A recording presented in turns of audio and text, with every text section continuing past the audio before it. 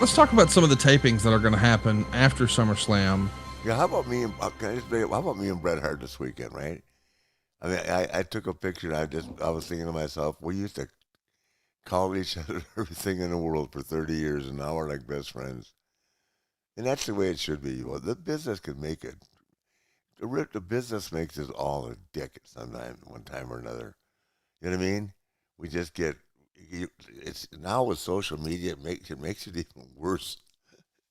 You know what I mean? I just you just look back and regret things you said or even thought about because it makes no. At the end of the day, what did you gain by it? What a moment of satisfaction. I mean, it's ridiculous. But I had a great time with Brett this weekend, and Ryan Fitterman and that autograph signing was great. Some phenomenal people. Byron Scott, Iceman was there. I mean, I had a great time. And of course, my first time with the Queen. So great weekend there. I didn't mean to change the subject. I just had to bring up Brett because he and Bulldog. I told Brett when I saw him back at the hotel that night. I said, if I knew you could work that good, brother, I would have been knocking on your door a long time ago. They had a hell of a match. Yeah, they did. Yeah, I just didn't. I had never seen Brett work a couple of times. I mean, if I did, I wasn't paying attention. Yeah. He was a phenomenal performer.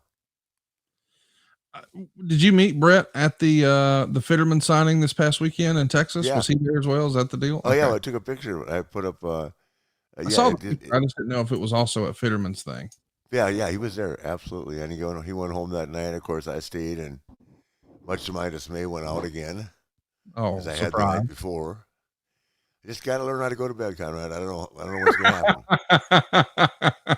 Last night I had to stay up and watch Serena. The company had been around big guys, but Right. the thing the thing that I regret, I never got a chance. I did wrestle Brett a lot. I never got to wrestle DiBiase while I was there, who is going to go down in history as one of the best of all time. So there were clearly other guys for me to work with, where we could have had a great match, but great matches don't always sell tickets. Does that make sense? Right. Yeah. But I certainly enjoyed my time there, and then of course the return worked out to be oh, just another another ride to who knows where. Well, I know where we're going. But look at how much smaller Randy is there as opposed to when he came to WCW. Oh yeah, he was a weightlifter when he came to WCW. He was a bodybuilder. Yep.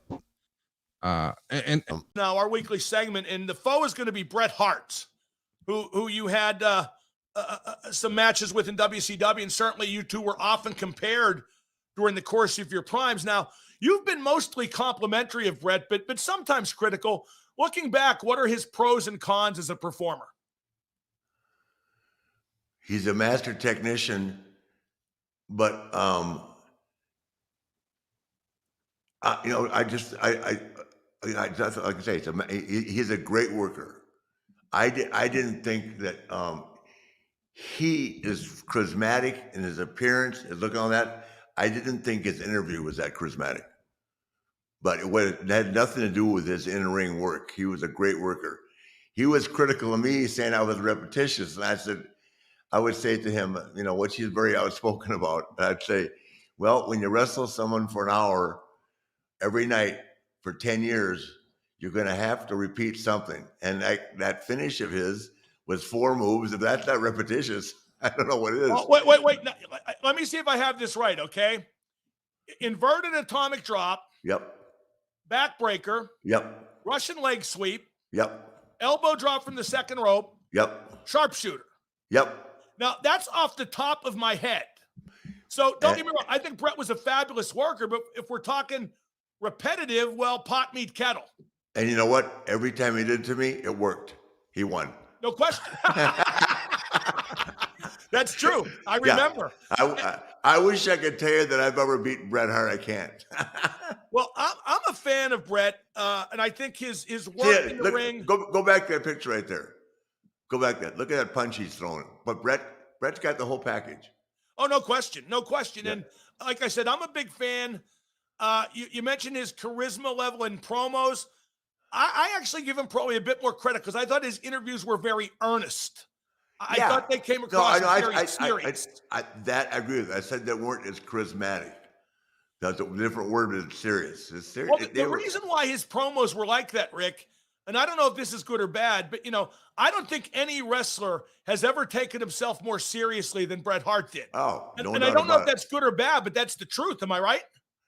I would say so. Yeah. Well, we all took ourselves serious, but I played a clip this week where I would, the way I started, I said, "So you're the guy that says he is the best there is, the best there was, the best there will be."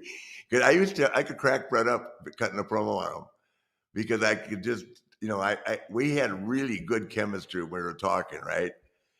I tweeted it out this week, that one from whatever 20 or 30 years ago, where you're the best there is, pal. And one time I said to him, "Well, you were in a dungeon in Calgary. I was wrestling Brody in Singapore, and the natives were restless for an hour."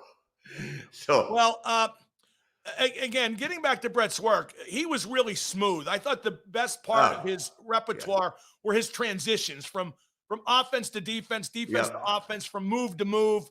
I yep, thought he could work with any size and yep. caliber of opponent. He was very much like you in that he could make inferior opponents look very good. Yeah, no, agreed. Yeah, but see the difference? The only thing that philosophy wise is like, and I'm used to using one person as an example because he more than anybody else. But I've done it with Sting. I've done it with Homer. I never saw myself suplex an Undertaker where Bret just had to suplex him. Does that make sense? Yeah, Bret had to quote unquote do the impossible, even if maybe in context it didn't make sense. It didn't, because if the Undertaker's in character, he's going to take a suplex and sit right back up, right? Right. Boom. So if I gave the Undertaker a ball shot, which I used to say to him, sell this, he goes down, right? Right, or when Arn gave him the spine buster, right, in Toronto, and then when he sits up, I mean, it's the reaction from hell. It's a damn. You've got to be in the ring with him to feel that, because every time you think you have the guy, right, insane. The guy was so damn good, and what a hell of a worker. I I remember saw when I saw no reason to ever suplex him. well, I remember when the Road Warriors first came on the scene and they would take like somebody's finish and pop right back up. Yeah, And it got yeah, a huge pop, but it killed yeah, the move forever. yeah. But Joel would listen to reason. Not so much Mike. Now, Mike was hard to convince of something different.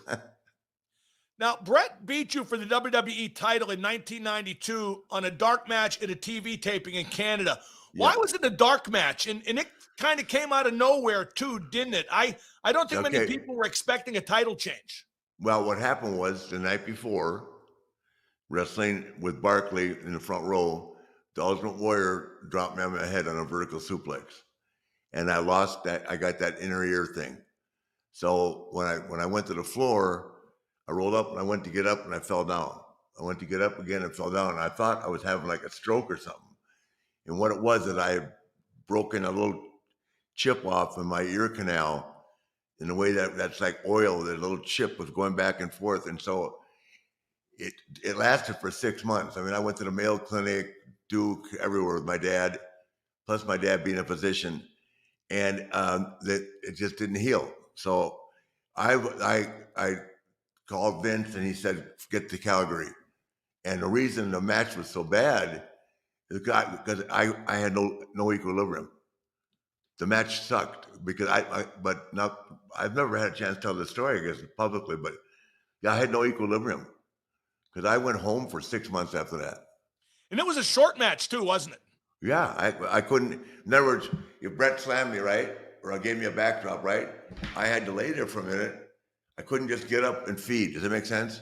Yeah, you had to collect yourself. Kind of had to collect your collect senses. not collect myself, but I couldn't get up. I'd fall over. Your balance had to be reestablished. Yeah, and I had that for 6 months, and then one day I woke up and it was gone. I banged my head against the wall 5 times because I was going to get a Lloyd's of London check, tax free, $750,000, and I called my dad. I said, "Dad, it's gone."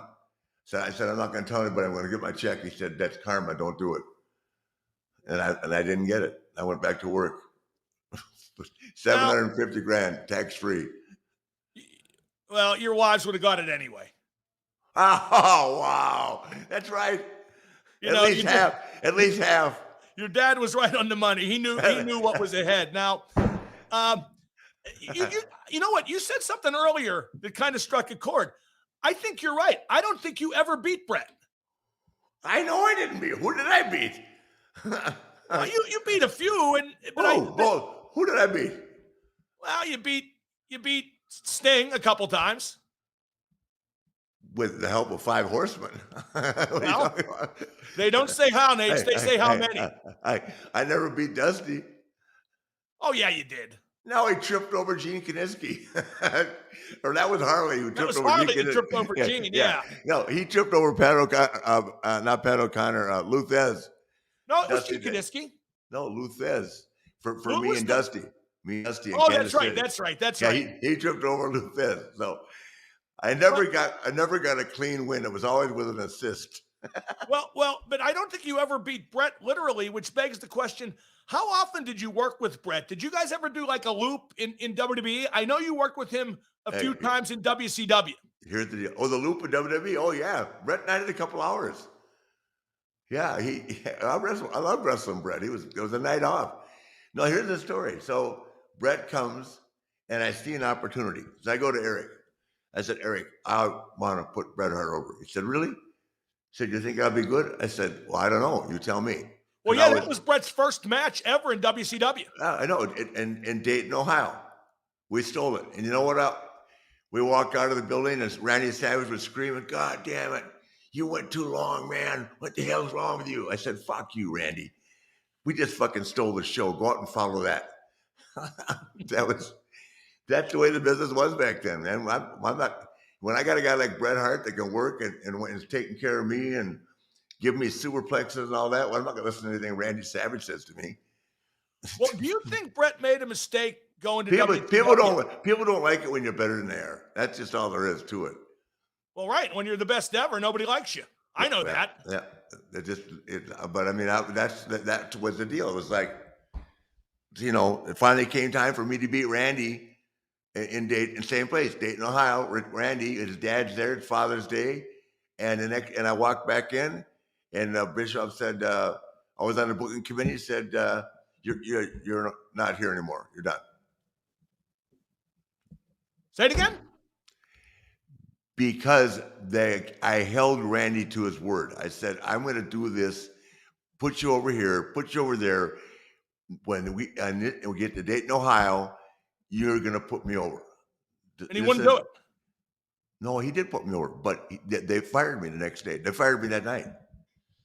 I walked in, and Eric, instead of Eric going, hey, great match, he said, you're fired from the booking committee.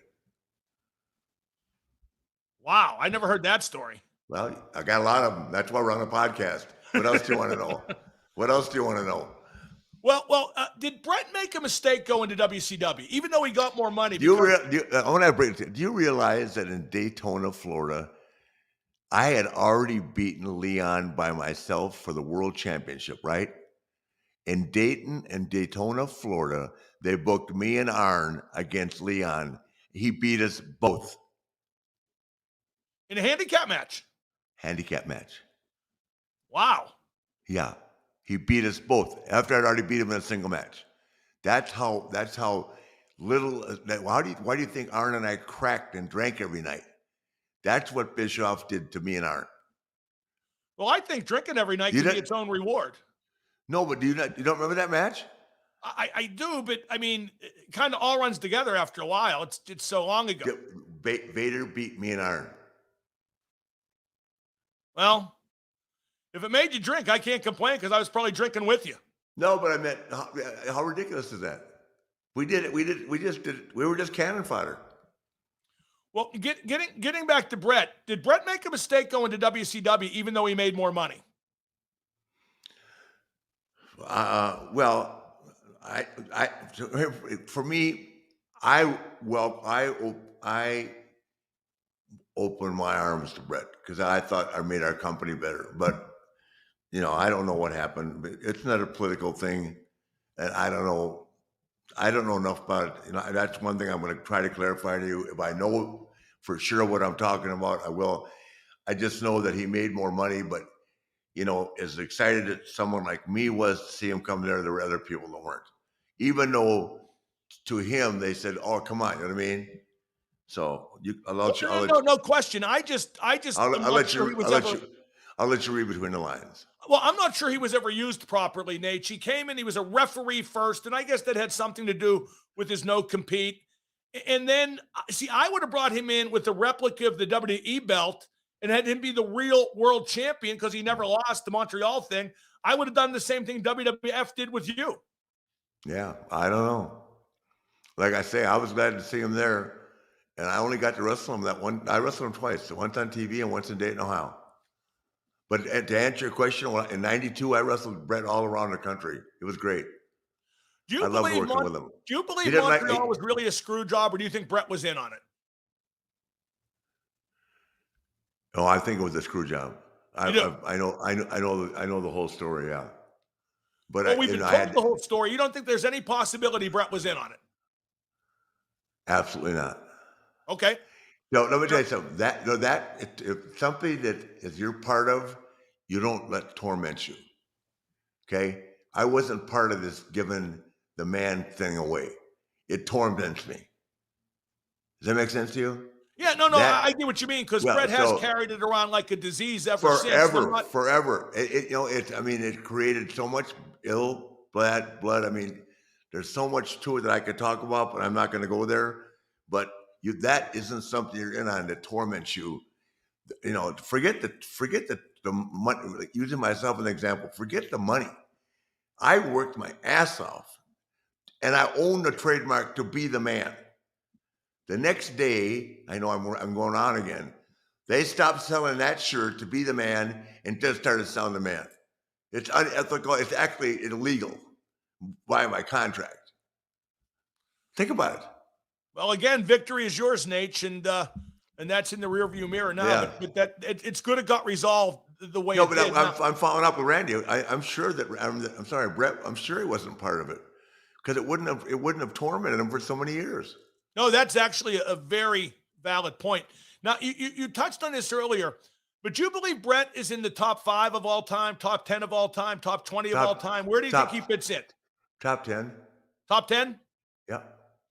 There are some who think he's the best ever, period. And I don't think he's far from that. But like the guys in FTR, they swear by Bret. But I think sometimes it's a matter of who you grew up watching and who influenced the way you worked if you're in the business. Yeah, I couldn't agree more. I mean, I can't argue that Bret's not the best of all time.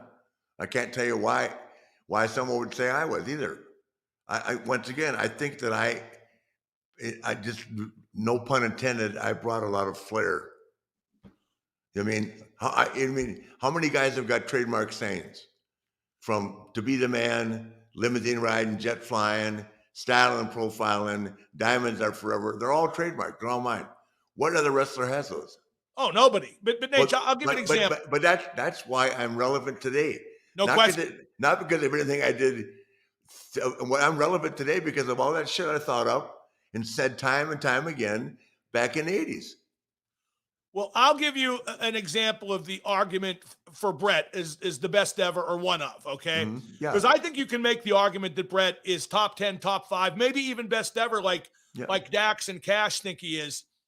One thing I loved was in WWE when Bret was a heel in America and a babyface in Canada. Yeah.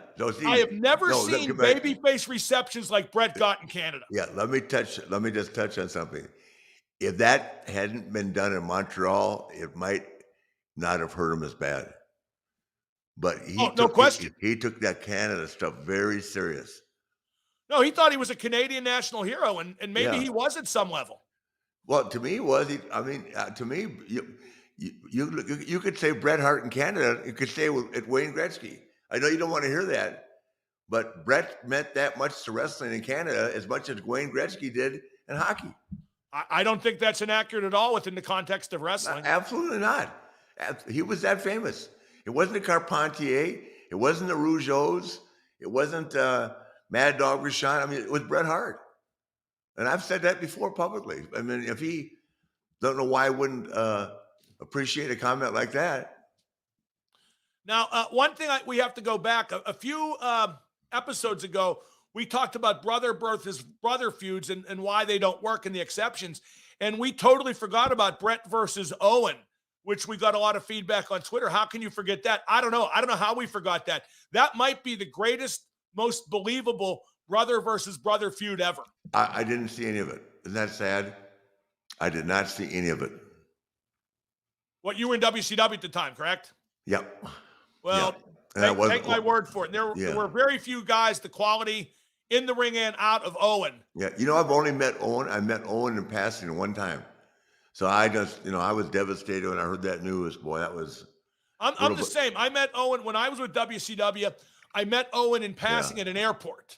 Yeah, well, he was very highly thought of and loved by his by the people that knew him. So it's just a terrible, terrible situation. And I'm someone can bring up my son to this day. It's been 13, it's been 7, it's been 9 years, right? But I'm sure every time his name Owen's name comes out of someone's mouth, and that Bret he probably falls apart like I do sometimes. No question. Owen was a very memorable performer and person. He was critical of me, saying I was repetitious, and I would say to him, which he's very outspoken about. I'd say, well, when you wrestle someone for an hour every night for 10 years, you're going to have to repeat something. And that finish of his was 4 moves. If that's not repetitious, I don't know what it is. Oh, wait. No, let me see if I have this right, okay? Inverted atomic drop. Yep. Backbreaker. Yep. Russian leg sweep. Yep. Elbow drop from the second rope. Yep. Sharpshooter. Yep. Now, that's off the top of my head. So don't get me wrong. I think Bret was a fabulous worker, but if we're talking repetitive, well, pot, meat, kettle. And you know what? Every time he did it to me, it worked. He won. No question. That's true. I remember. Yeah. I wish I could tell you that I've ever beaten Bret Hart. I can't. Well, I'm a fan of Bret, and I think his work in the ring. Go back to that picture right there. Go back there. Look at that punch he's throwing. But Bret's got the whole package. Oh, no question. No question. Yeah. And like I said, I'm a big fan. You mentioned his charisma level in promos. I actually give him probably a bit more credit because I thought his interviews were very earnest. I thought they came across very serious. I agree with that. I said they weren't as charismatic. That's a different word, but it's serious. It's serious. Well, the reason why his promos were like that, Rick, and I don't know if this is good or bad, but, I don't think any wrestler has ever taken himself more seriously than Bret Hart did. Oh, and I don't know if that's good or bad, but that's the truth. Am I right? I would say so, yeah. Well, we all took ourselves serious, but I played a clip this week where the way I started, I said, so you're the guy that says he is the best there is, the best there was, the best there will be. Because I could crack Bret up cutting a promo on him because I could just, we had really good chemistry when we were talking, right? I tweeted it out this week, that one from whatever, 20 or 30 years ago, where you're the best there is, pal. And one time I said to him, well, you were in a dungeon in Calgary. I was wrestling Brody in Singapore, and the natives were restless for an hour. So, well, again, Singpath wants to know who's a better worker, Bret or Sting? Better worker, Bret or Sting? I'll go like this. More technically better is Bret. Charismatically, Sting. Yeah, I think that's fair. Yeah, you can't take anything away from Bret's great technical skills. He was a real mad technician. But I think Sting in the '80s with the blonde hair and that thing was really one of the top 3 most charismatic people I'd been around, or 4. I mean, he oozed evident. He just on top of that, he's a great guy. And how about me and Bret Hart being best friends, huh? Who would have thought? That's amazing. All those years of that bullshit. Unbelievable. Yeah. Every time I see him now, it's just like, How you doing, man? Him come to my match. He even finally came over to Kid Rock's and had a beer. That was a lot. A man who wears the 10 pounds of gold, the nature boy, Ric Flair. You know, I always like to take this opportunity to talk about myself. The 16-time heavyweight champion has arrived. I've got the style and profile like never before. The greatest talker in the history of the business is behind the mic once again. You're talking to the Rolex wearing, diamond ring wearing, kiss stealing, wheeling dealing, limousine like, jet flying, son of a gun. Woo! This is Wooooo Nation with Ric Flair. I'm the man. Ric Flair.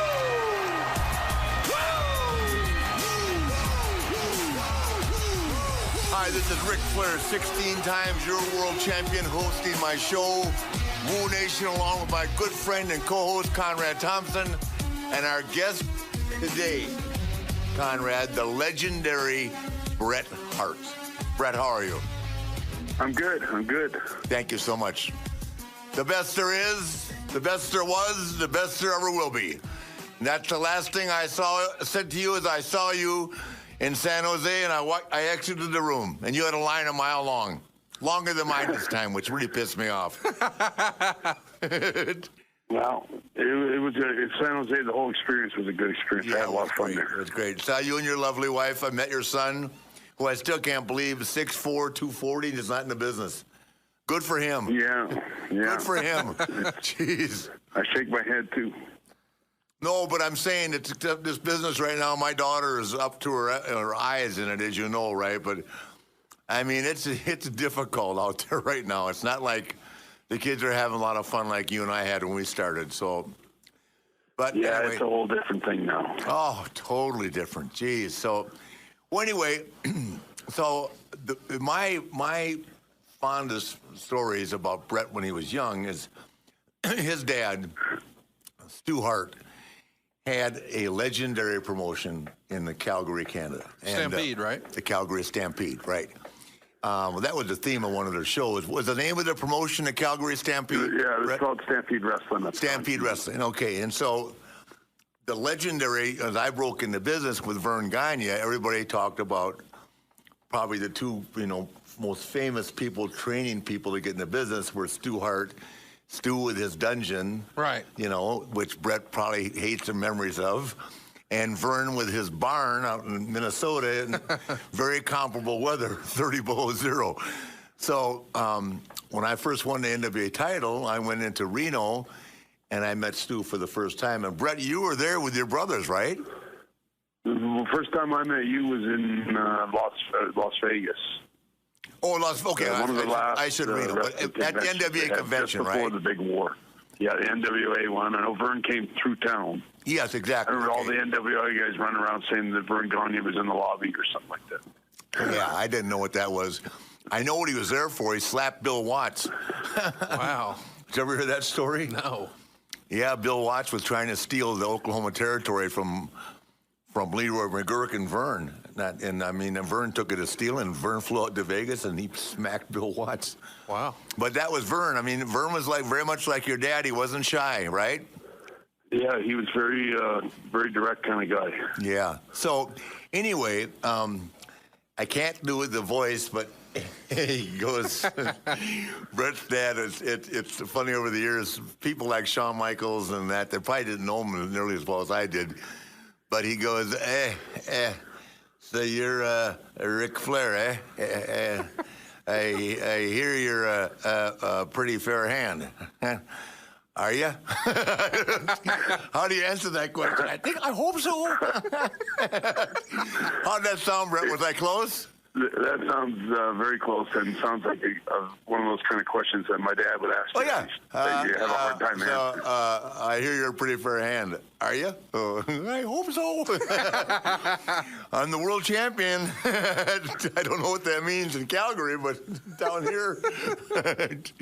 So anyway, but his dad commanded the kind of respect that I mean, it was like, you know, he was the Vince McMahon, Vern Gagne, Fritz von Erich. I mean, that kind of respect. I mean, he was that highly thought of, and in the NWA, and not to take anything out of context, but one of the angles that I hated the most in your career, Bret, was the one you shot with Jerry Lawler where he was messing around with your mom and dad.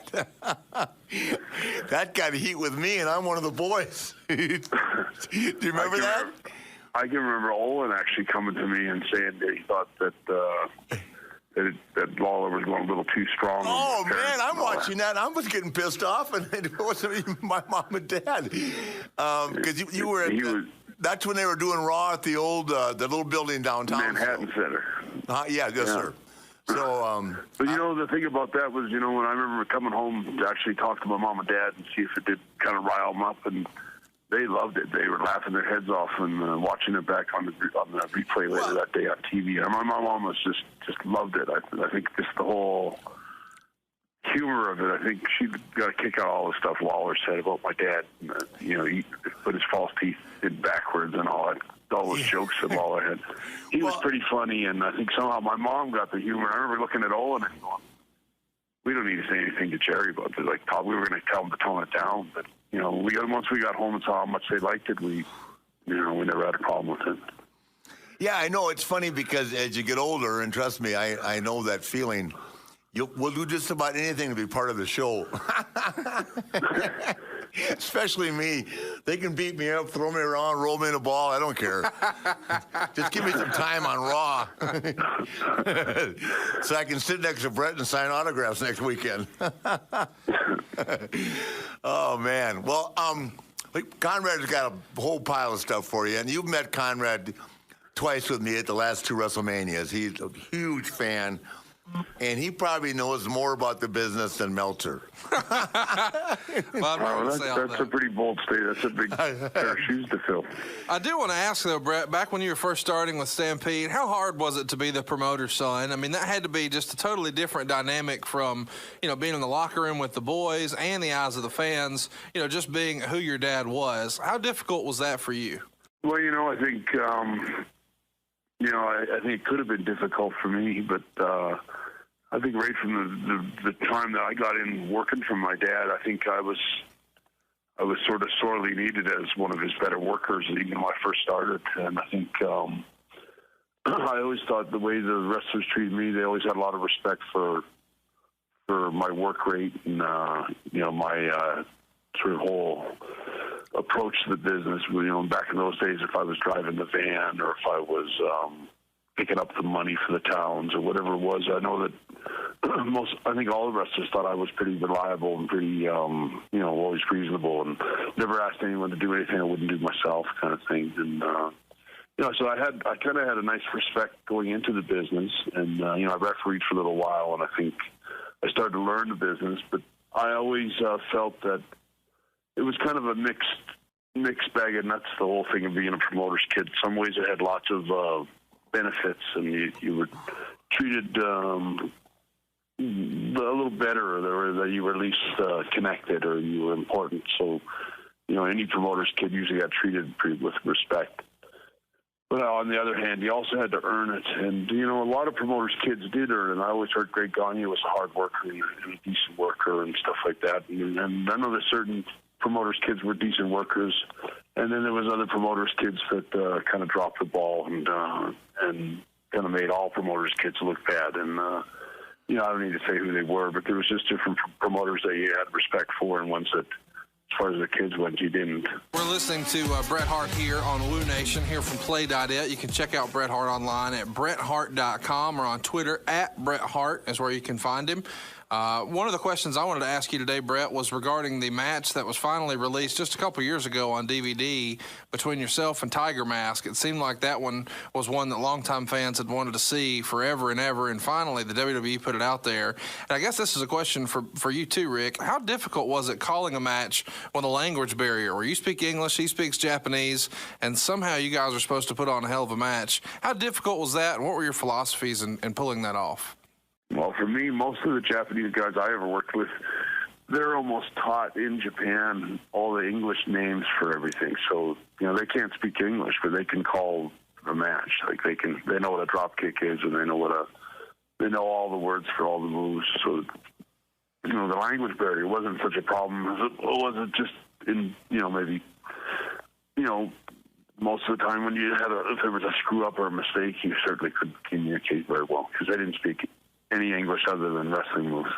Yeah, I'd agree. They just were tough kids. I mean, I'm sure Bret will agree with you. We trained hard here. We did. I mean, Bret and I, started at a time when it was tough to get in this business, and we started for promotions that were hard on you. And I heard Stu stretched everybody, as did Vern and Billy Robinson and the guys that I broke in with. But those Japanese kids are tougher than hell. I mean, they were back then, right, Bret? And they were always super fit. Yeah, super and well-schooled in wrestling. Like they all knew how to shoot a double leg takedown and basic wrestling. They were all pretty skilled. Yeah, and they're not afraid of anything. So and they know the way to get over is to beat a recognized or to have a good match or whatever the word would be with a recognized American star. So I like going to Japan, but I didn't like working with some of the guys. I couldn't do anything with Jumbo Tsuruta. And Tender was great. I loved him, and I loved Choshu and some of those guys. But, and of course, I loved wrestling with Muda and Fujinami, who I inducted this year. But some of the guys, man, I couldn't handle. And they didn't think I was tough enough, so they didn't care. But that's why they sent Harley over a couple of times as my bodyguard to make sure they didn't swap the title. Well, speaking of swapping titles, Bret, you won your first world title from our host, of course, Ric Flair, and it was actually taped for a Coliseum home video release, filmed in October of '92. When did you guys know about this, and kind of when was the plan, and how did you guys find out? Well, for me, it was all it was all one day. I didn't find anything out until the morning of the show. Earlier that day, I got told to fly to Saskatoon and meet Vince McMahon at I think it was 8 a.m. Yeah, and I had changed my airplane ticket flying from England, which was a big no-no or something at the time. So I thought I was going to get trouble. I thought I was in trouble. Chief Jay, who told me the night before that they had changed my flight, and I was on the first flight in the morning to Saskatoon, and Vince wanted to see me straight at the building straight away, and first thing in the morning. I had no idea. I really should have known or could have known, but I'd even heard something a few weeks before about they were looking to put the belt on somebody, and I never thought about it that morning. I remember kind of flying there, kind of scared that I was going to get fined or something like that. It was quite strange to actually sit outside. I sat at the end of a long hallway, and I remember when I got there, they said Vince is in there with Rick. And so I went and sat. There was only one chair, and I remember it was way, way far at the other end of the hall. And I sat down and waited for Rick to come out. And Rick came out, shook Vince's hand, and they had a good sort of goodbye or whatever. And he walked down the hall, but he went the other way, and so I never did see Rick. He went out the other way out, and then Vince looked down the hall and called me down. And like I said, I thought, and the way Vince told me was, he sort of made out like, how long I've been there and how many belts did they put on me already, and they had done everything they could do with me, and then he just was just about my mind to tell me that it was time to let me go. I remember actually sitting there thinking that Vince was going to fire me that day for some reason, and that my dad was supposed to be flying in to be in my corner that night. And I remember going, I don't know how I'm going to explain to him that there's no, I was kind of just concerned about the whole thing. And then Vince, I remember, just looked at me and said, so we're going to put the big belt on you tonight. And I never said a word to him. And I remember he looked at me and said, you should at least smile or clap or something. Or I've never seen anyone with no expression. And I remember I said, I'm just not sure whether I even believe it yet, because they'd said some of the things to me over the years that never ever happened. It was like, I still think if they'd said to me, if they'd announced the dressing room in June that they were going to put the belt on me, and at the same time, they would have changed their mind by the time they got to that day. if they'd had more time to think about it. But it was so quick and so sudden, you know. I always, you know, remember it being my favorite day in the business. Would you call that your favorite day in the business? Yeah, I think that was the biggest stun, shock. You know, I couldn't believe it. I didn't believe it till it happened. Yeah. Well, for me, until I actually had the belt in my hand and was the champion. It was like I couldn't believe it was going to happen. Was happening. It was all too surreal for me. Yeah. Well, what happened? Bret knows this now. Is I was wrestling the Ultimate Warrior on Friday night, and Charles Barkley had come to see me in Phoenix. And the Warrior suplexed me and dropped me on my head, and I had that inner ear problem. And I already was told that they were going to make Bret the champion, but it was like in a different time. Right. But I had that inner ear problem, and I couldn't work the next day. And then they called me and said, "You're going to drop it to Bret on Monday night." And I said, "Well, I can hardly stand up, because I could take a bump, but I couldn't get up fast." I see.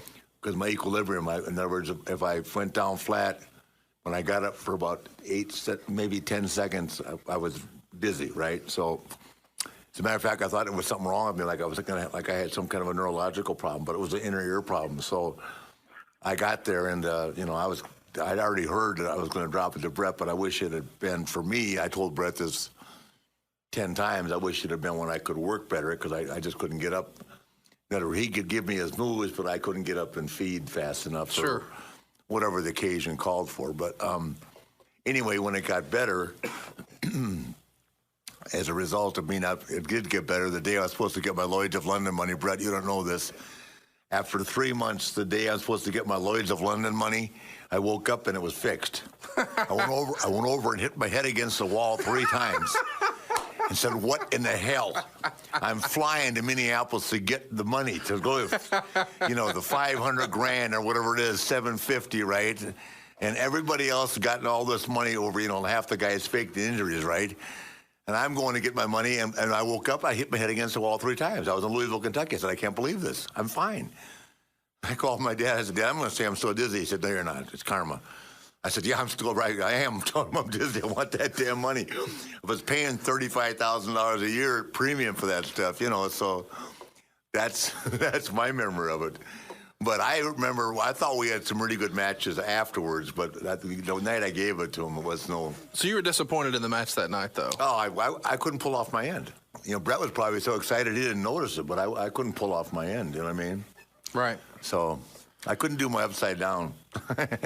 I thought we had a lot of fun afterwards, but I certainly could have given you a better match that night. But, you know, it didn't matter.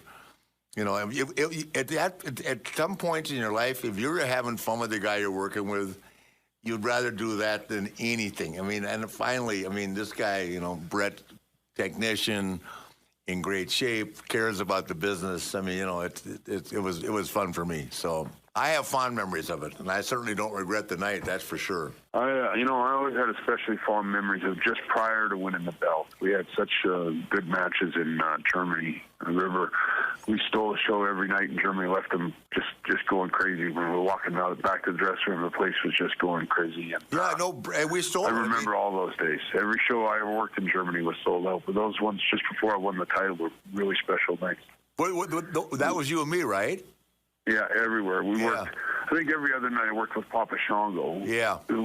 But I had really good matches with like 2 different kind of style matches. And really the fans would go to all different shows. And yeah. It worked out really well for me. I had really good matches with you, and I just remember you always got me over really strong, and you were always walking back to the dressing room with the belt, kind of just barely, like you survived a really tough match. And I just remember the German fans just clapping and cheering like they got the great world, and it was a great feeling just before I won it. Well, you know, I don't think I've told 10 people this, or everything. Conrad knows this, but we're at SummerSlam in London, and I just knew Bret a little bit. You know, we always got along great, but I didn't know him that well, right?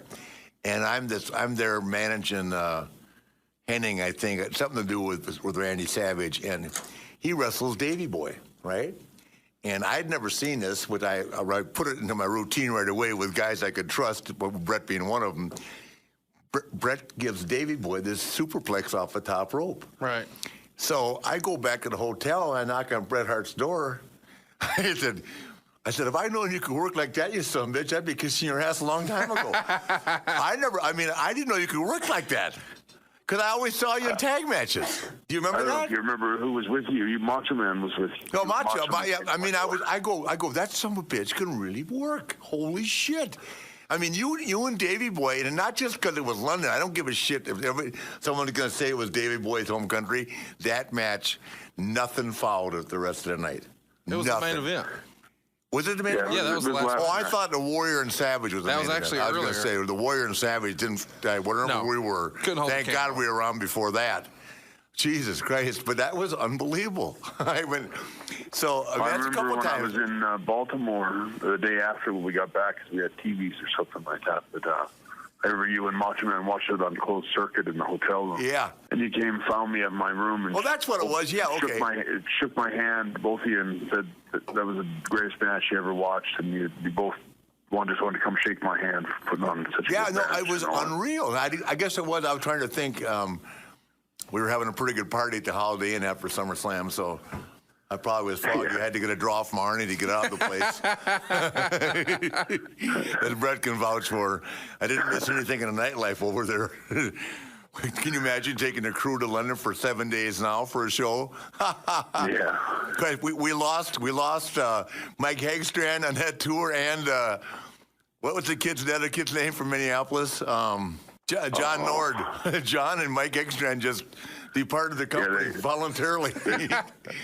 Didn't come home. They quit completely and just stayed there for about 3 months. I know. The Road Warriors were no more. I saw Joe, and I told Joe that's one of the greatest stories. I said, where's Mike? And he just got in a motorcycle and kept riding. What are you going to say about that? I mean, oh, God, I left there. My credit card has bounced a lot of times over the years, but not as high as it bounced in the lobby that Holiday Inn when I was leaving. I called Arnold Skoll and I said, Arnie, I need a draw, man, now. Major. And could I have 500 more to get home on? Who's got a $3,000 bar tab in 1991? Ric Flair. Yeah, I know. That's it. I'm done.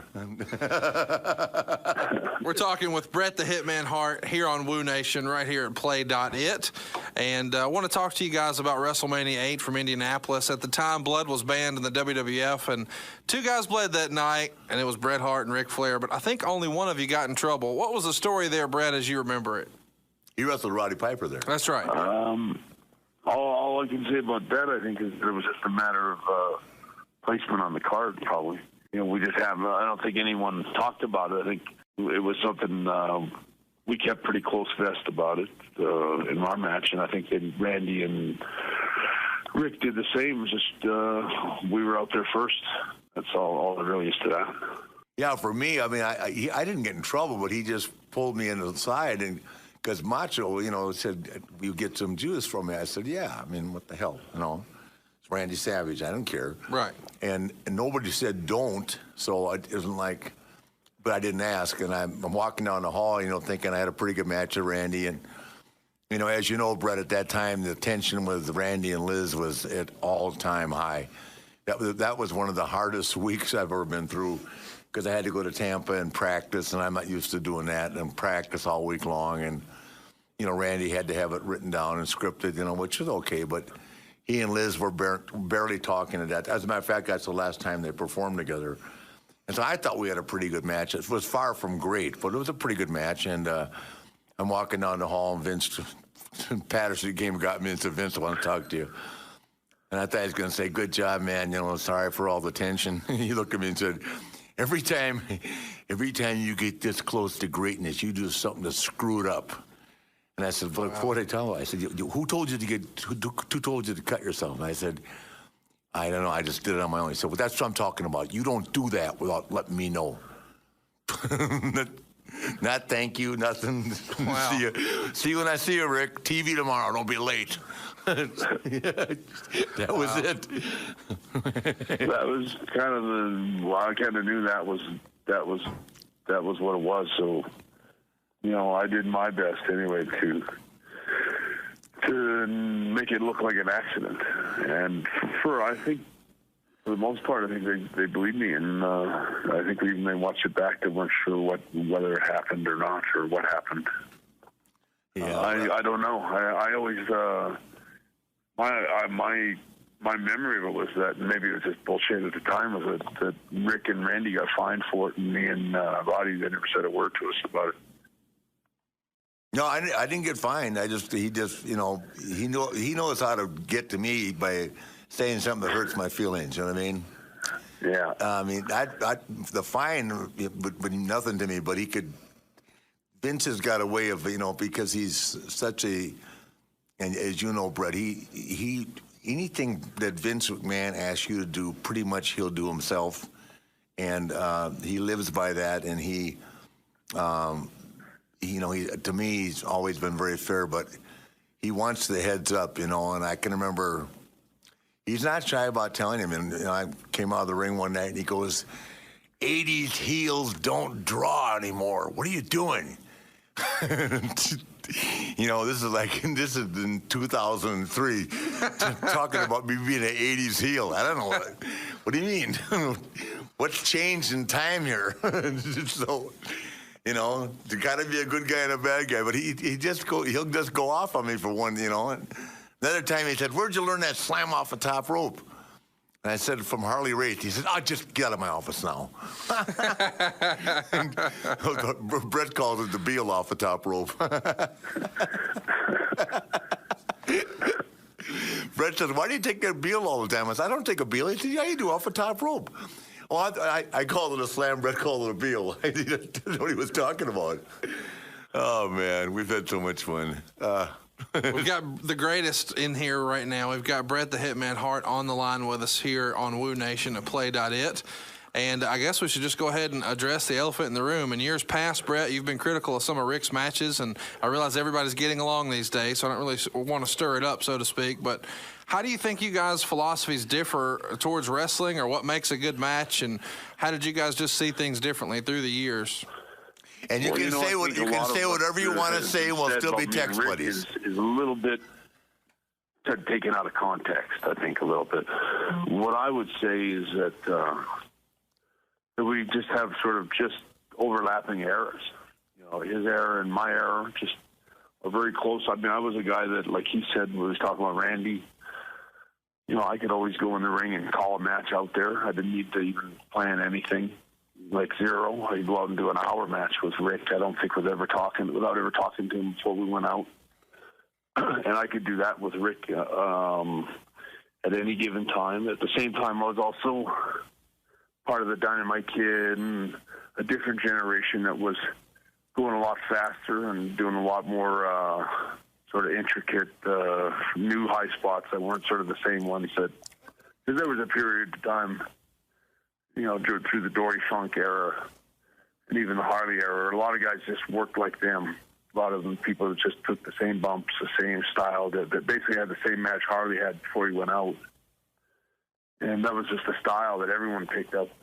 It was a good, safe style, but it was, I thought in the 80s, early 80s, that in Calgary, that we started being a little more creative with actual working, where it was a little stiffer, a little more believable. Dynamite was an incredible wrestler that long before he ever got to WWE, the stuff he was doing here in Calgary was ahead of its time. And so I learned from some good guys a little more of a different style, which I think, I didn't have the pleasure of working with just American wrestlers, like, say, Rick worked with a lot of American guys, the best workers in the States, where I worked with guys in England and worked with Japanese guys and Puerto Ricans and a lot of different styles and stuff like that. And I just think that when my time came, after Rick's time was sort of still wrestling, the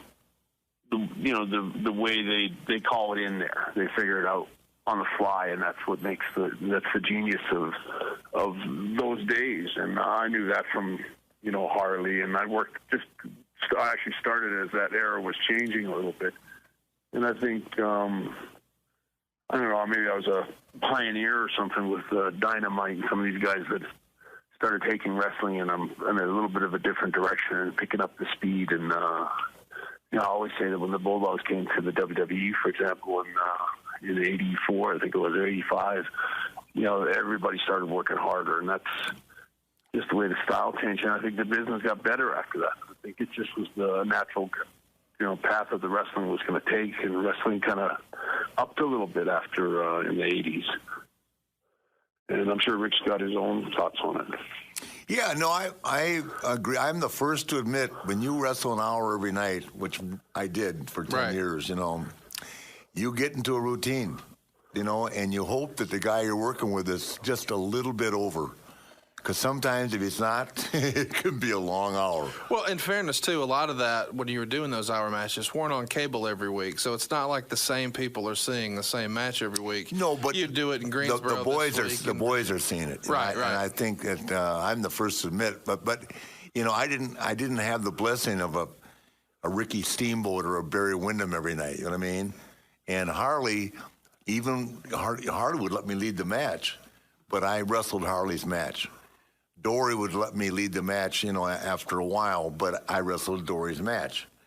Terry Funk, he'd let me lead after a while when he was comfortable, but I wrestled Terry's match. Terry, of course, became so innovative in his own style. I mean, I bet you feel the same way, Brett. Terry Funk and Dick Murdoch were way ahead of their time, man, where they could be such serious technical guys. But Murdoch could make people laugh, too, way before anybody else could. I mean, he'd take a bump over the top rope in St. Louis when nobody was doing anything and walk into the turnbuckle and knock himself out. I mean, nobody did that. I think in Murdoch, at the same time, Murdoch could get in the ring, and technically, there weren't too many guys as good as Dick Murdoch. Would you agree, Brett? Oh, he was a real pro. Jesus. He was one of those kind of guys that you'd love. You loved him in the ring, and you loved him out of the ring. He was a hilarious character outside the ring. Oh, tremendous to be with. Very funny. Had a dry sense of humor. Sarcastic. He was a very funny. You could have followed him around all day and always had a laugh with him. Yeah, I did for 3 years. And then I got rid of him when he came to the Carolinas, the redneck. But he was God. I tell you. Murdoch, he had his style too, but everything he did, from the stomp, turning your face sideways and stomping you in the head, to his punches, everything he did looked phenomenal.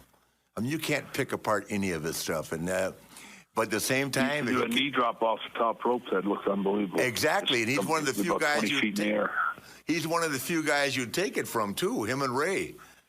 Yeah, you don't even have to move. You just know that he was always a safe. And safety was always Dick Murdoch's priority. I don't remember him ever being even stiff, but just a super player to work with every night. Yeah, no, and the thing too is that if you think about it, this is a guy that he was like Ray Stevens. He never went to the gym, never worked out.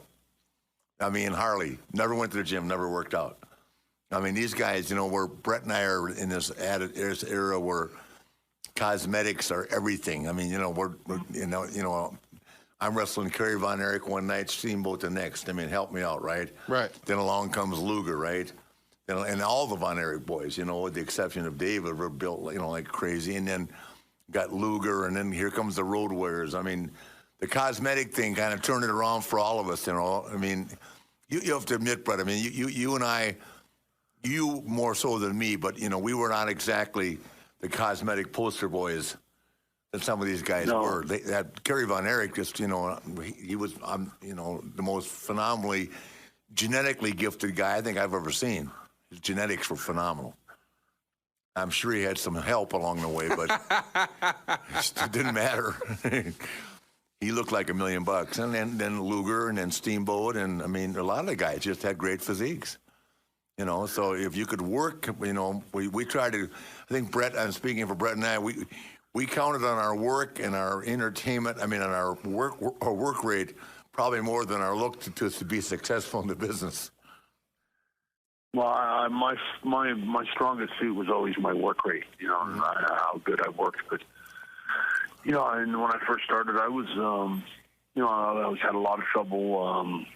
doing promos and trying to be a baby face or find my way as a baby face. And, you know, I know people will, you know, talk about my capabilities as a promo guy, but it was always hard to do promos and not have any confidence, like when you sort of knew you were just going to go out and do a job for somebody, especially, you know, when I first got to WWE, it was kind of, I was just a stepping stone from being like a regular jobber that, you know, just started doing jobs for everybody. And it was like I was fighting my hardest not to get into that category. And then, you know, it was like, here, do promos. When I got turned babyface, I was under the impression they were going to give me this big push. And so I was sort of semi-cautious for my promos in the beginning. And then right away I found out I was like basically doing jobs for Bad News and getting him ready for Hogan. And so I kind of came out of the starting gate as a babyface, and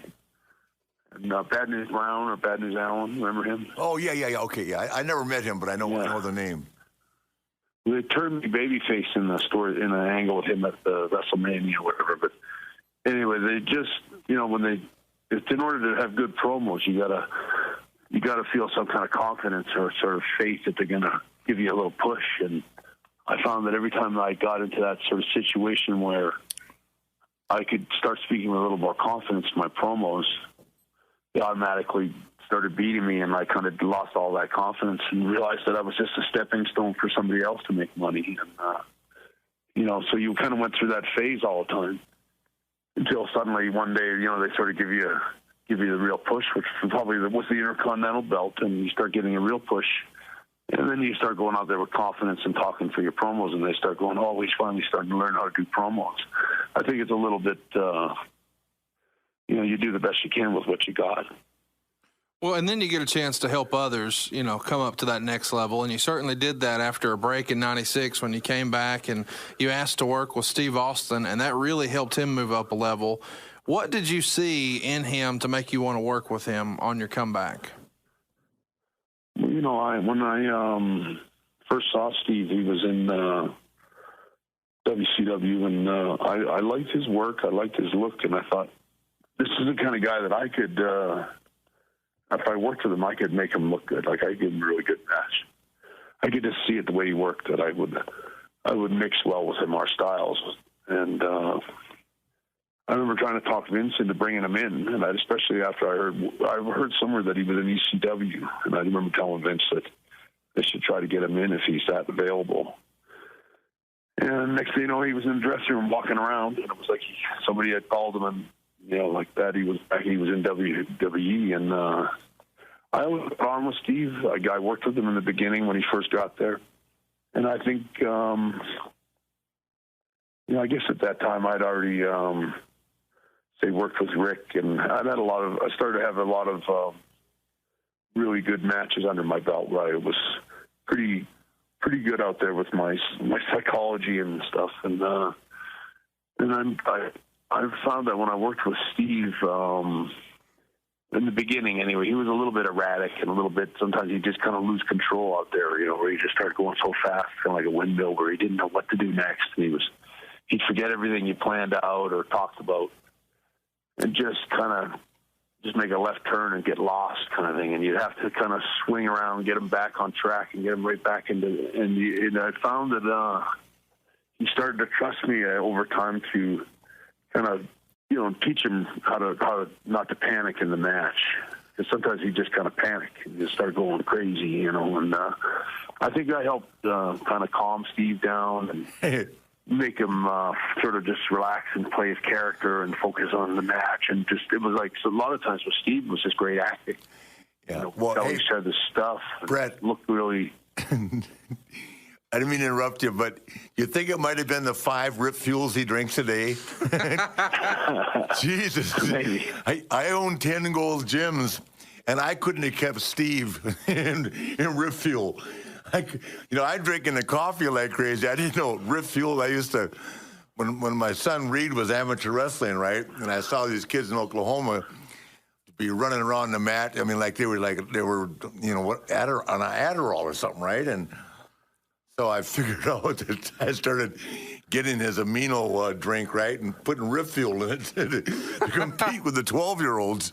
But I drink a Rip Fuel, man, and I'm walking around until, 3 a.m. the next afternoon. And Steve can drink that Rip Fuel. Nobody can stand in the corner and kick somebody 100 times in the stomach and not be out of breath, except for Steve Austin. Jesus, I love it. But I can see where I loved working with Steve too. But man, he doesn't get tired, and he trains. Steve trains very hard. Sure. But that Rip Fuel, man, Jesus.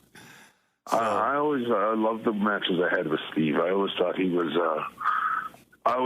a talented worker, and especially as he became, got away from the stunning, Steve Austin thing and becoming more Stone Cold.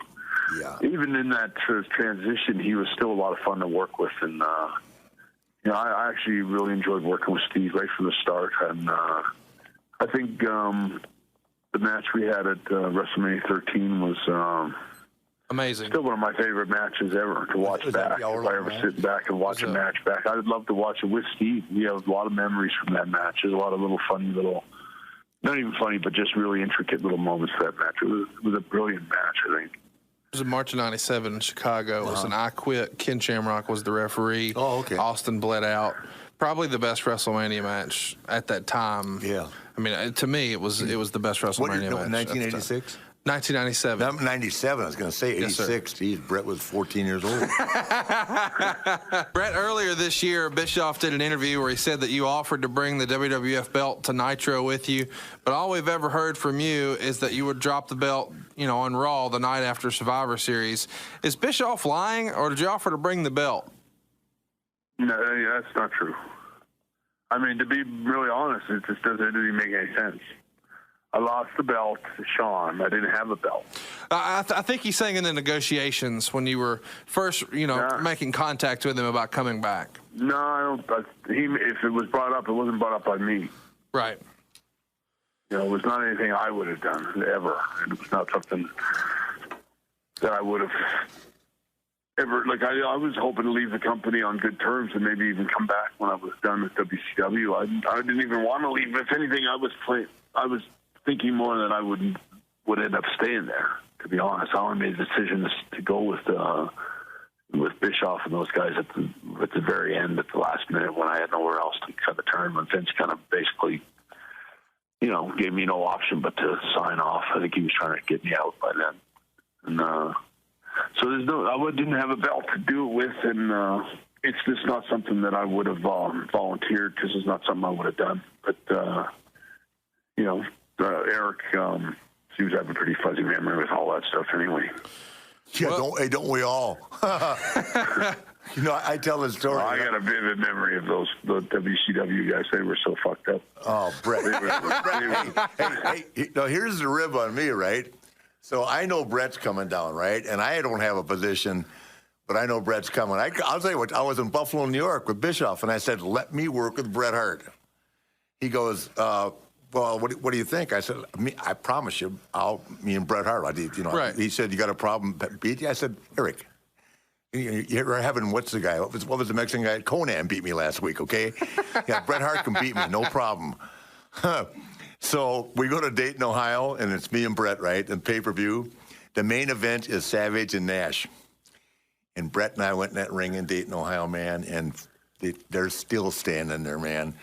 And they kept saying, go home. And when Bret put the sharpshooter on me, I had to figure 4. He superplexed me off the top rope. I mean, there was nothing left. There was nothing left for them, right? And right. Bret and I go walking through the curtains, and Randy Savage, God rest his soul, he was screaming at me. And he wouldn't say shit to Bret.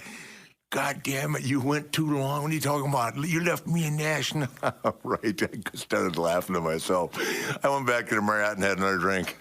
Jesus. You remember that, Bret? He was out of his mind. Yeah, I do. I do remember having a really good match for the end. Oh, God. It was and we just did a little deal. I walked out. We were in St. Louis, of all places.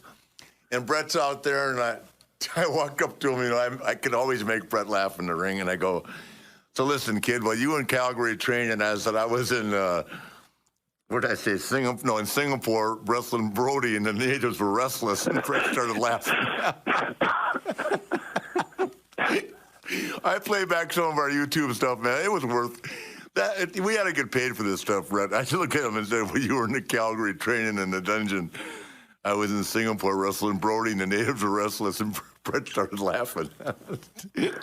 Not too much heat going on there, but we had just had There's fun. one interview where we did, I don't know, I got a brown T-shirt on, and then I remember you ended up popping a bunch of elbows on your jacket and all that. I remember it was a classic. I saw it on YouTube. My wife played it for me a few months ago. Made me laugh. Made me burst out laughing at how I know. It was a hilarious of both of us in our prime, sort of. Yeah. Well, God. Playing along with our characters and stuff and having a lot of fun. Yeah. I go to him, say that little thing they say, like. Yeah. That's the one. That's how it started. He goes, that little rhyme you have. I mean, something. We just had great chemistry. We didn't rehearse shit. I said, Brett, let's go out there and have fun. And it was St. Louis, was sold out. Remember, it was the TWA Dome. That's another town that the WCW had a good house in before they killed. God, there were 20,000 people, me and Brett, right? How hard was that in St. Louis? You know what I mean? Yeah. Two names synonymous with wrestling in a wrestling town. There was so much potential in those days. And, even like you're talking about that promo, I remember we went out and that place was buzzing and just totally lit up when we came out. You and I could have worked for a year. You come back to the dressing room and they don't do anything with you. They just pass on you again the next week. And no, but I mean, you and I could have had a year-long program. God forbid that Flair get a program with Bret Hart for a year. We could have wrestled for a year. You know what I mean? We could have wrestled the whole time I was there. Yeah. Better than what they did. No, God forbid you get next to me in WCW, you're done.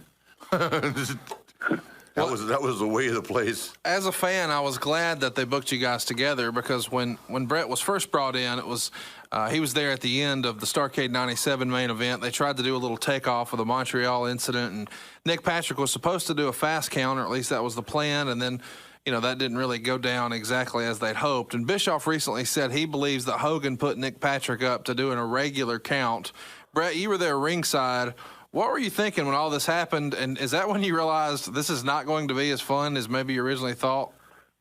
Well, you know what? I'll be honest. I thought it was a pretty lousy finish in the first place. The whole thing was stupid and made little sense. It seemed like a really Hogan and Sting. dumb idea to bring me in as a referee out of nowhere. The whole thing was nonsensical. Didn't make any sense. But it was like, okay, well, Bischoff's supposed to be the genius, and they're doing so great. I gotta just sort of listen to what they're telling me to do and do it the best I can. And it was a lousy idea, and you can blame the referee all you want, but it was a lousy idea, and the finish didn't work because he counted way too fast because he forgot that he had to count slow, and it just sort of went downhill from there. Where it was like that was probably the highlight of my career there. So it really didn't. I never thought, and I think Rick will tell you the same thing. Is at least when you went to WWF, you knew what you were doing. You really got a clear picture of what you were doing for the next while, and how to put your input in and how to make things better. They give you enough of an idea what you do in the next couple of weeks to sort of and who you were working with and what you needed to try to do as far as your storyline went. With WCW, I don't think they knew shit. They never knew zero. They couldn't lace Vince McMahon's shoes up. They were so bad, they didn't know anything about anything. There was a bunch of little morons telling people what to do. Guys like Kevin Sullivan were giving finishes to guys like me, and I just scratch my head and go, what am I taking orders from Kevin Sullivan for? Like who the hell is Kevin Sullivan to be giving?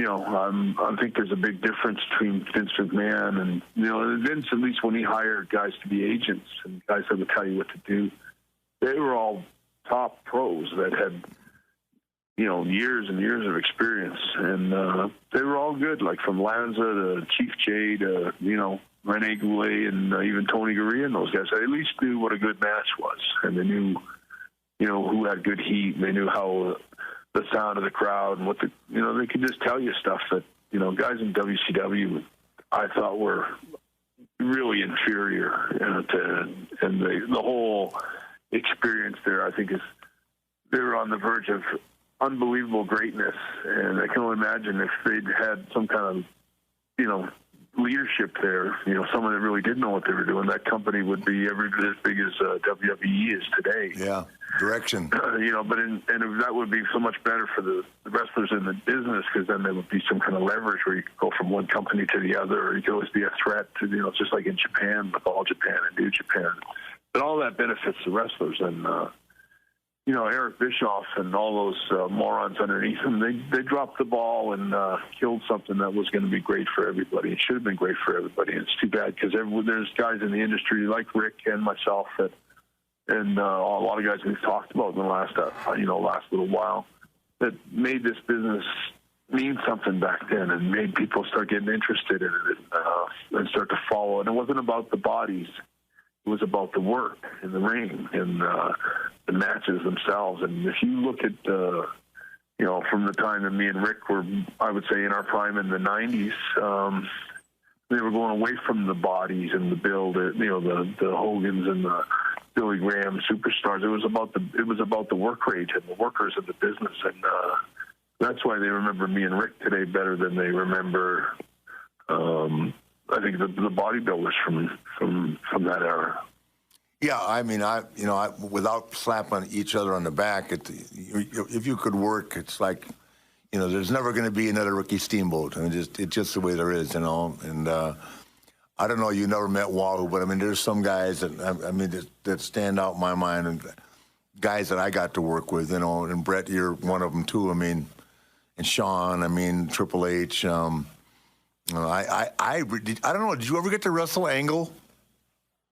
No, I never got to work with Kurt. God, Kurt but Angle. I did get to know Wooooo in Japan. Yeah, you had to know Wooooo, right? Well. He was I never worked with Wooooo. You never worked with him? I only worked with him as a partner.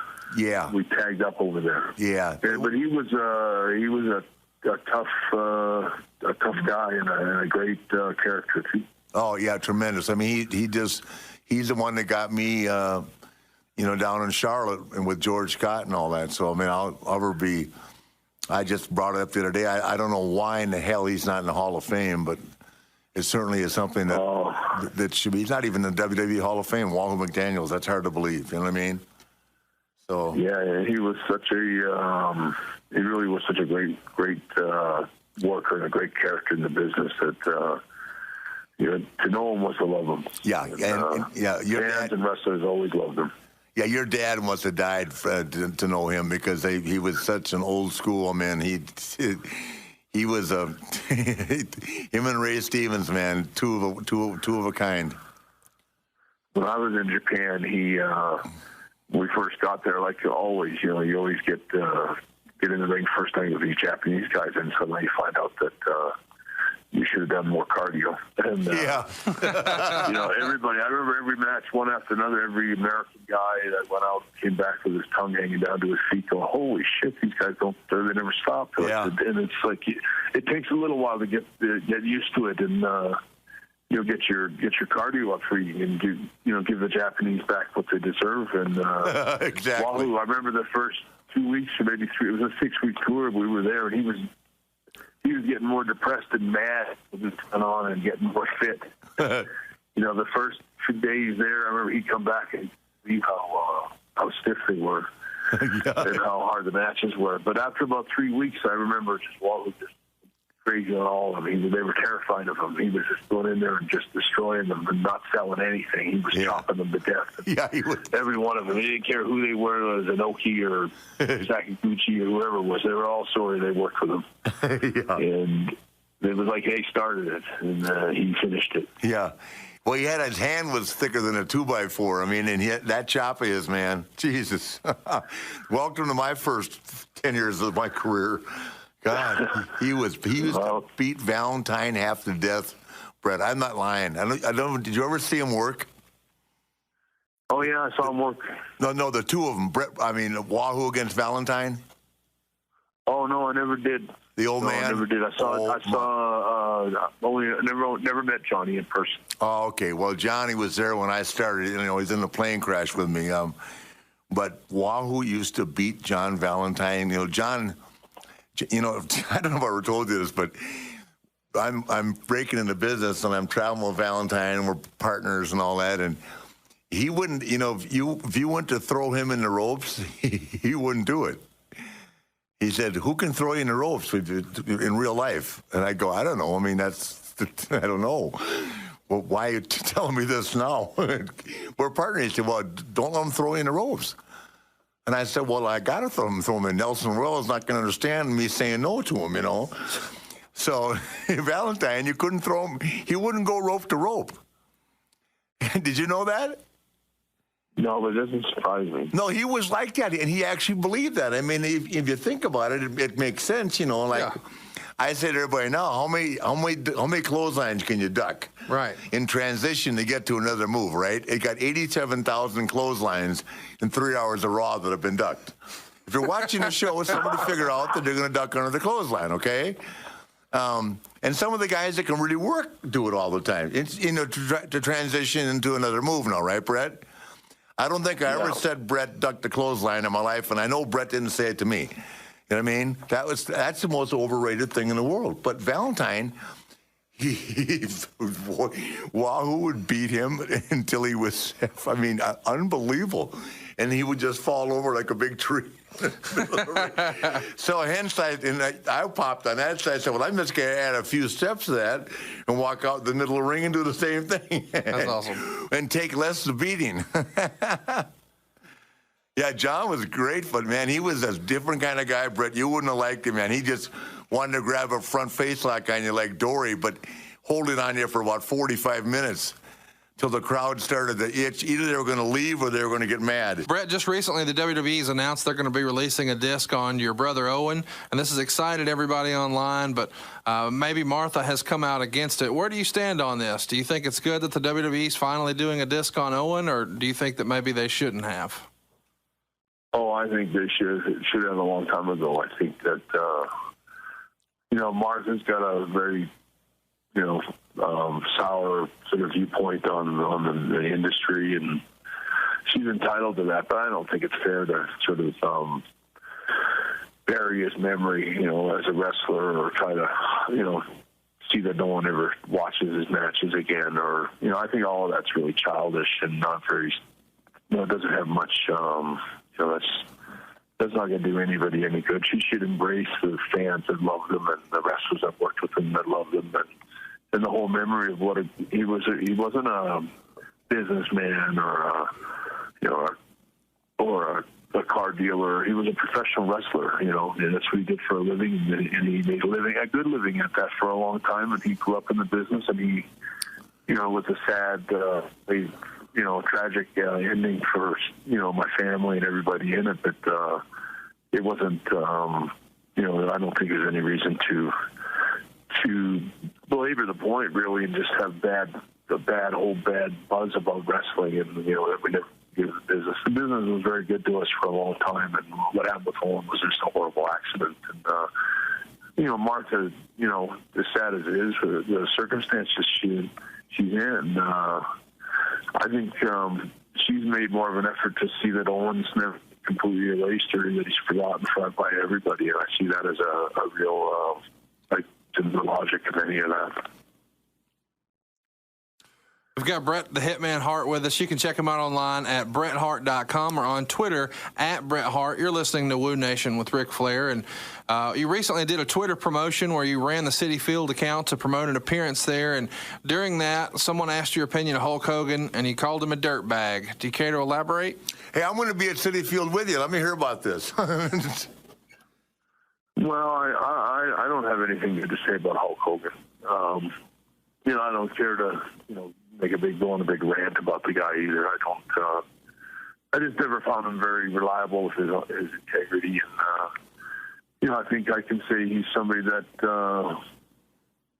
made sure my career stopped and, that I never got any more. I think whatever happened to WCW was directly related to his instruction, and Bischoff was really just a mark that was playing frontman for Hogan. And, it took me a little while to sort of understand that and sort of hear from people that were behind the scenes and, see how it was sort of designed for me to sit on the bench and not play a role in the show. And I thought, if you really look at on the history side of it, that I came in with so much momentum and so much. It was like a godsend to end up in WCW. It was like so many guys I could have worked with, so many storylines, including Hogan, that would have been great storylines. That could have done so many different things, and how Hulk Hogan sat there and just crossed my name out with a pencil every day, and until my career was over, and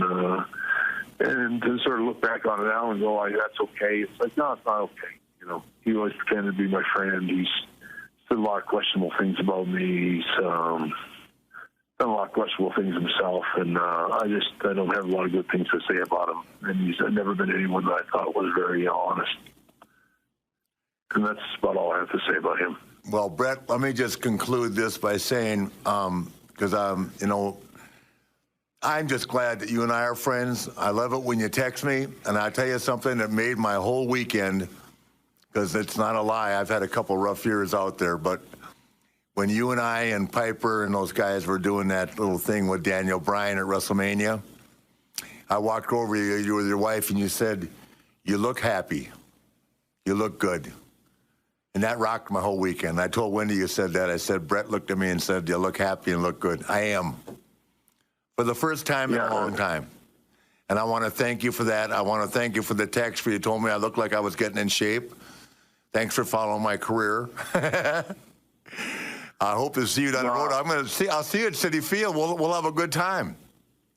Yeah, I'll just say, I've always had a lot of respect for you, and people that know me well enough know that I've always respected, everything you've done for me, and everything from dropping the belt and how you treated me throughout my career anyway. You've always been a stand-up guy for me, and I think there's a lot of misunderstandings that sort of strained our relationship a few years ago. Bret, that's just people talking. You know what I mean? Talking to each other, we sort of realized that there was a lot of smoke and no real fire, and I never had any real issues, and you never really had any issues with me. I think in retrospect now, I look back on all my matches with you with a lot of pride. I had a lot of good fun, and it was always fun working with you, and it was never a chore. It wasn't like going to Japan or anything like that. I loved my matches with you, and I wish we could have worked more. I wish they'd had more cameras in some of the places. You came with WCW, Bret. You came with WCW, they put you on the bench next to me. They put me on the bench, but some of the matches that I had with you, and I remember we had that Iron Man match. We had two shows that day. I think we worked Boston Garden, then we worked Worcester, and then we did an Iron Man match, and it was just such a great match. And I remember different nights, like in Germany, I spoke about, and we, just tore the house down and had these phenomenal matches, and I miss them. When I look back on great matches, I have plenty of them with you, and it's a thrill being on your show here, and I appreciate the time I get when I see you and Nancy when I'm down there, or Wendy, I mean. Well, thanks for joining us on the show today. We appreciate you being on Woo Nation. This is the Woo Nation Show with Ric Flair right here on Play.it. And don't forget, you can check out Bret Hart online at BretHart.com or on Twitter at Bret Hart. Bret, thanks for all the time. The best there is, the best there was, the best there ever will be. It was an honor, sir. All right, take care, guys. Talk to you soon. All right, we're back on Woo Nation. Man, hell of a guest. Maybe the best one so far. Yeah, well, the best there is, the best there was, the best there ever will be. Bret Hart, thank you, man. You're awesome. And I'm glad we're friends. It means the world to me. I don't know how we're going to top that. Woo! Oh, I think maybe I might have Batman on next week.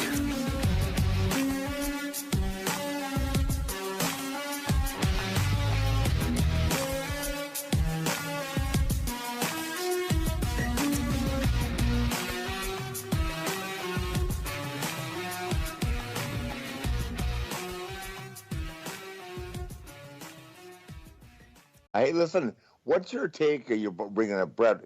What's your take on what his issues with Hunter? Well, I think one of the things is he had a stroke. Quieted down, but Jesus.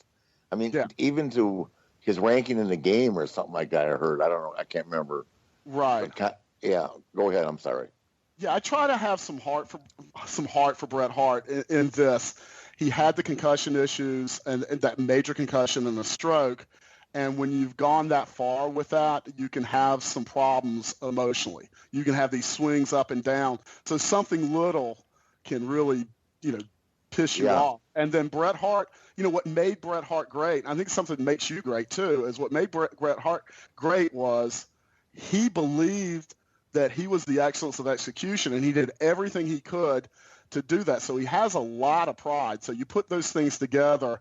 My own opinion is I hope that WWE, I hope that Triple H kind of understands the situation that Bret Hart's in and doesn't take it, doesn't take it literally all the time, and I know there's real issues and all that, but I think that the, I think the emotions that come out after a stroke, the emotions that come out after concussions can really affect someone's judgment. There's sometimes when he's fine and he's level-headed and then there's other times you just go, uh-oh, he had a bad day.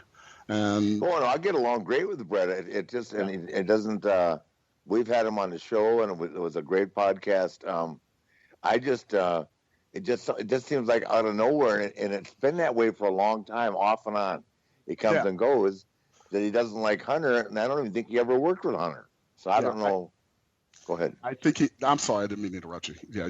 Oh, you're fine. Go ahead. Yeah, I really do put it at the, I put it at some of a man with a lot of pride, but also I put it at and there was a lot between his brother's death and everything that happened in Montreal. There's a lot that went on, and I also think that just it's hard. I think he has good days and bad days, and some of those, as far as like a cloud over his head, and it gets to him, and I wish him the best, and I don't think, I just think there's some days when I go, wow, what precipitated that, and it doesn't seem that's all I'm asking. I didn't understand either. I see him, he seems fine. I do a lot of signings with him. I actually haven't in 3 or 4 months now, but I usually do at least 3 or 4 signings with him a year, and then I see him at WrestleMania, and he couldn't be nicer. So I don't know. He's got a beautiful wife. His wife is fantastic. So I definitely heard that. He just needs a weekend at the Conrad Edison. yeah. I think that's a cure for a lot of what ails anybody. But I will say this: I don't think Bret. I think sometimes people think that Bret Hart is bitter about Montreal. I do think that that's in his rearview mirror. From everything I understand, that's well past it for him. Yeah. Yeah, I wasn't there. That was just when I heard about it. And then, of course, I've heard the entire story from Hunter a number of times, and Sean. Who knows? I mean, that could have happened to anybody. Yeah, I think there was just a lot of factors that came together to make.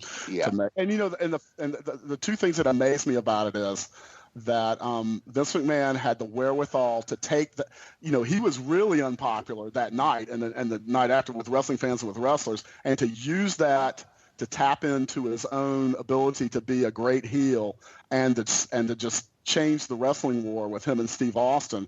That's amazing. And then that WCW never took Bret Hart to Montreal. That's amazing to me too. Those two things I still just, wow. I mean, I don't think we ever ran in Montreal. That's what I mean. They never took Bret Hart to Canada or Montreal. And I was like, that's, that would have been the first move to me. The thing of it is, you have to remember, Bret wasn't there 6 months. Yeah. Yeah, I mean, he got hurt, but I worked with him, and he had a couple other matches, and then the thing with Goldberg happened, and he was gone. Yeah, there's a lot to that. There's a lot to that. Yeah, you did really well with him. I mean, that was we had some good matches. I volunteered to work with him, and but like anything else with me at that time, if it got over, Bischoff was going to kill it. And then it's kind of funny because I think Nash and Hall recruited him pretty hard, but once he got there, they did. I don't think they all got along that well to begin with. I can't remember. You probably know more what that. That was my understanding. Conrad. Yeah, so I don't know what. I really didn't pay that much attention to it. Arn and I were just trying to figure out how to get through the day, and then Oakland and I were headed to the bar for martinis. Yeah, that might have been the way. You know what I miss about Bret when we used to work together? I would sit down with Bret before shows, and we would talk about hockey for hours. Yeah. For hours. What would he know about hockey with the Calgary Flames? Let me tell you, all due respect to you and also me, he's one of the most knowledgeable hockey people I've ever talked with. Of the Calgary Flames? Flames? No, Flam? well, listen who's talking. You think Bob Probert's the greatest player ever? I do. My God. I do. But I know Bobby Hall too, so I understand Makita. I know Phil Esposito. I met Bobby Orr, so I bet a few. Oh, no. I know you're your old Mario. No one's questioning your knowledge, but Bret Hart, man, he knows what's up with hockey. And I know it pleased him a great deal. That junior A team that was named after him, the Calgary Hitmen, I'm not sure they still are, but that was a big deal to Bret. Well, that could, but anytime something like that happens, it's a big deal for you personally. But what place are the Flames in? The Flames. They're doing really well. They're in first place in their division. Oh, they are? Well, then I apologize. God, I'll have Canada kicking my ass now. No, I just always get it. Me and Bret go back and forth. I got to have fun. I still think Bret is more famous than Wayne Gretzky in Canada. I don't know if he's more famous. In his mind, he is. Well, in his mind, it's not close. In reality, I think it's a close race. I think Bret. I mean, Bret is really a hero in Canada. I know that. Hey, I know that. And God, if you don't know it, he'll tell you. Well, that's true. The best there is, the best there was, and the best there ever will be. Woo! Yeah, but that's what made Bret great, man. I know.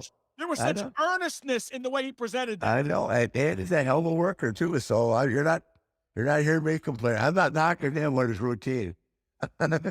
No, you're knocking him for being a Flames fan. No, I'm not. No, I'm looking forward to seeing him WrestleCon.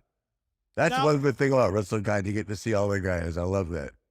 Bret beat you for the WWE title in 1992 on a dark match at a TV taping in Canada.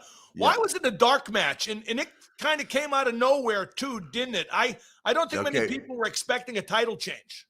Well, what happened was the night before, wrestling with Barkley in the front row, the Ultimate Warrior dropped me on my head on a vertical suplex. And I lost that. I got that inner ear thing.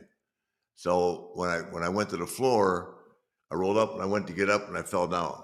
I went to get up again and fell down. And I thought I was having like a stroke or something. And what it was that I had broken a little chip off in my ear canal in the way that's like oil. The little chip was going back and forth. And so it lasted for 6 months. I mean, I went to the Mayo Clinic, Duke, everywhere with my dad, plus my dad being a physician. And that it just didn't heal. So I called Vince and he said, get to Calgary.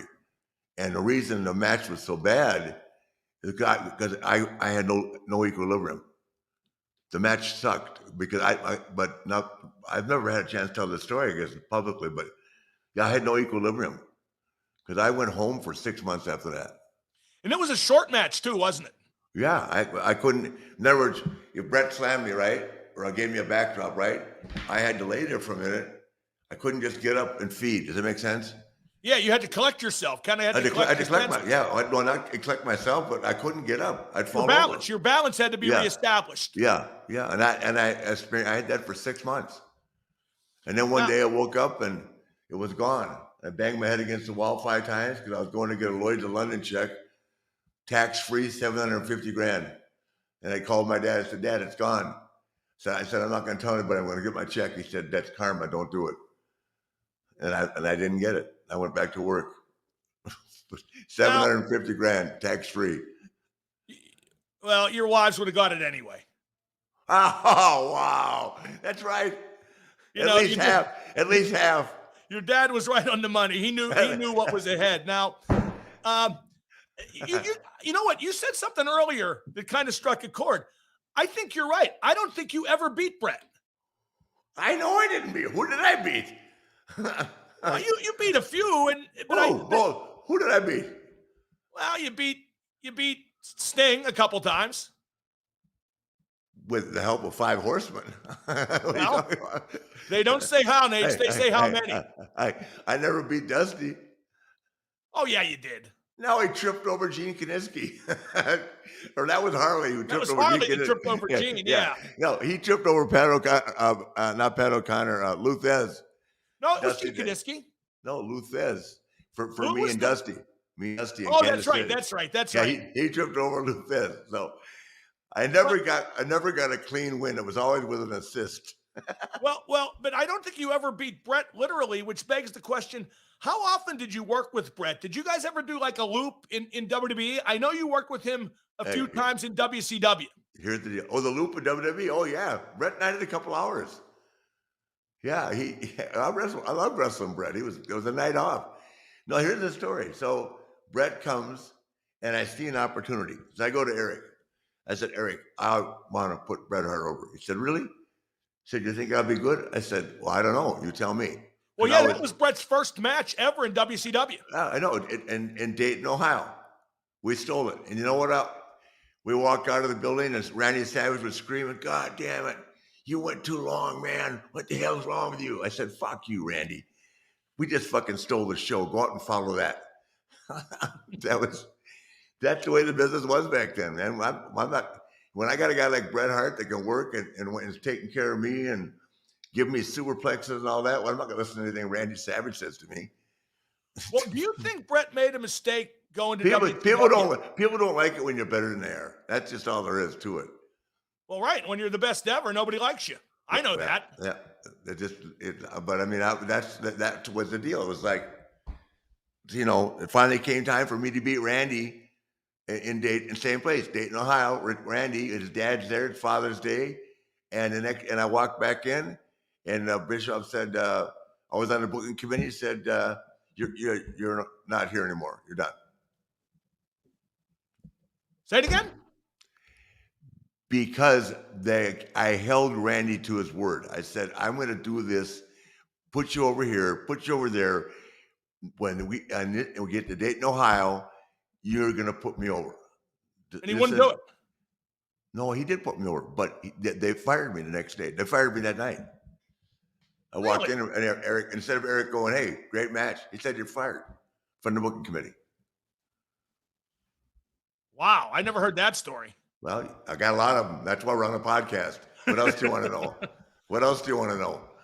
Well, did Bret make a mistake going to WCW, even though he got more money? Do you realize that in Daytona, Florida, I had already beaten Leon by myself for the world championship, right? In Dayton and Daytona, Florida, they booked me and Arn against Leon. He beat us both. In a handicap match? Handicap match. Wow. Yeah. He beat us both after I'd already beat him in a single match. That's how little. Why do you think Arn and I cracked and drank every night? That's what Bischoff did to me and Arn. Well, I think drinking every night can be its own reward. No, but you don't remember that match? I do, but I mean, it kind of all runs together after a while. It's so long ago. Vader beat me and Arn.